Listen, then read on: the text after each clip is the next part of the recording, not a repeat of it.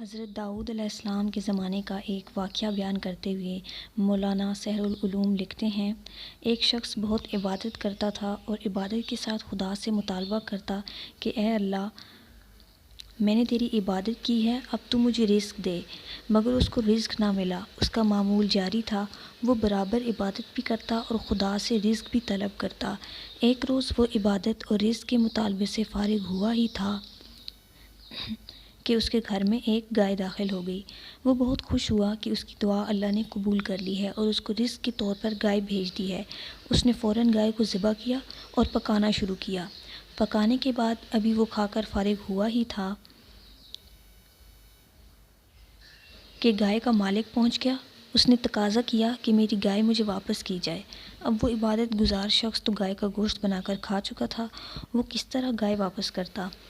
دوسرے نے برملا کہہ دیا کہ گائے تو مجھے خدا نے میری عبادت کے صلہ کے طور پر بھیجی تھی، لہٰذا اس پر میرا ہی حق تھا۔ گائے کا مالک ایسی بات سننے کے لیے تیار نہ ہوا۔ اس نے عبادت گزار شخص سے کہہ دیا کہ سیدھی طرح میری گائے یا اس کا جرمانہ بھرو، ورنہ میں یہ معاملہ حضرت داؤد علیہ السلام کی عدالت میں لے جاؤں گا۔ عبادت گزار شخص نے کہا، بے شک اس قصے کو عدالت میں لے جاؤ، مجھے کوئی اعتراض نہیں۔ معاملہ عدالت میں گیا۔ حضرت داؤد نے طرفین کی بات سنی اور اس عبادت گزار شخص سے پوچھا، تم نے اس کی گائے کیوں ذبح کی؟ اس نے جواب دیا، حضرت میں نے اس کی گائے ہرگز نہیں لی، وہ تو اللہ تعالیٰ نے میری عبادت کے بدلے مجھے دی تھی، چونکہ وہ میری ملکیت تھی لہٰذا میں نے اس کو ذبح کر کے کھا لیا۔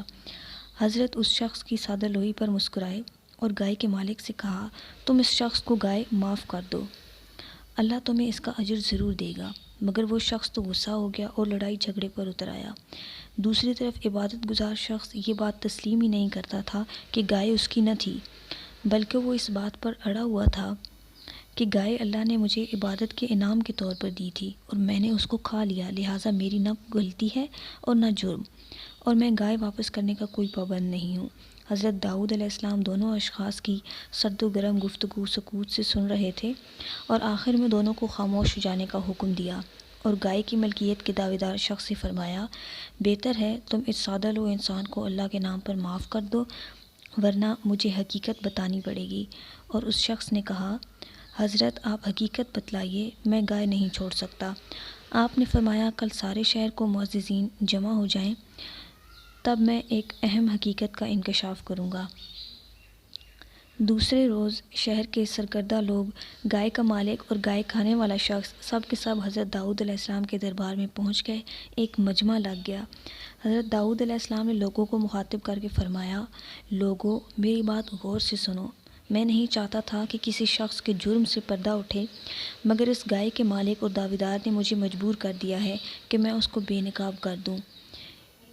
یہ گائے کا جو دعویدار ہے، کبھی اس سادہ لوح عبادت گزار جس نے گائے کھائی ہے کے باپ کا غلام تھا۔ اس عبادت گزار شخص کا والد مالدار آدمی تھا۔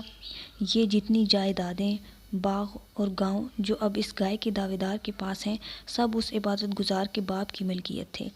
یہ گائے کا مالک اس کے پاس باغ میں ادنیٰ سی غلامی کرتا تھا۔ ایک روز اس عبادت گزار کا والد باغ میں آیا اور اس کے پاس کافی رقم تھی۔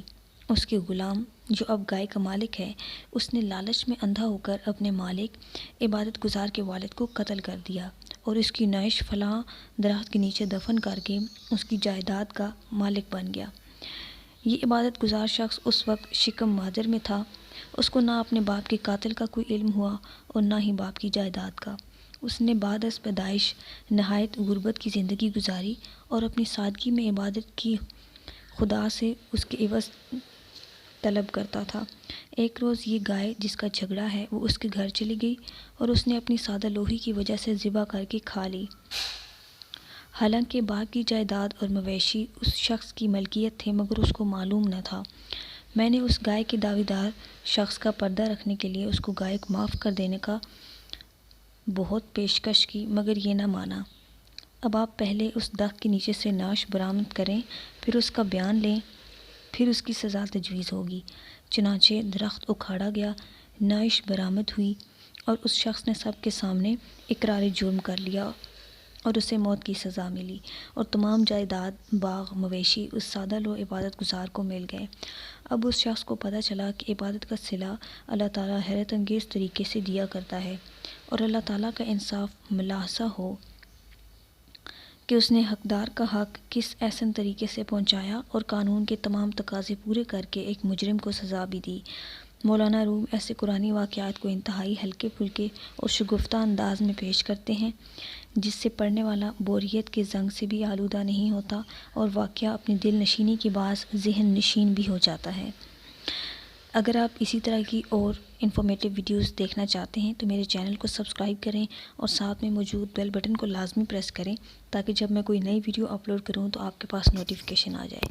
Thanks for watching. اللہ حافظ۔